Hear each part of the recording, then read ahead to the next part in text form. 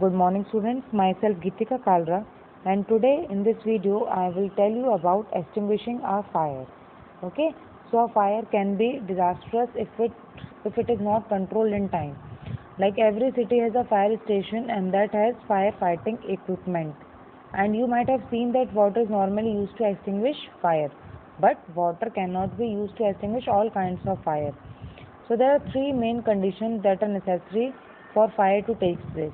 First of all, presence of combustible substance, then presence of supporter like oxygen, and third that the heating the combustible substance above its ignition temperature. So now we will study the methods of extinguishing a fire. First is removing the combustible substance. But if this is not possible, like in case of a building on a fire, as the entire building is a combustible substance. So second method is cooling the substance to its ignition temperature. This is normally done with the help of water. But water works only when the fire is on the wood or paper. Fire on electrical equipment cannot be controlled with water because water conducts electricity. So if a person trying to extinguish the fire can get an electric shock. And also oil or petrol fires cannot be put out by water because they are lighter than water. So they float on water and keep burning. So what can be done others?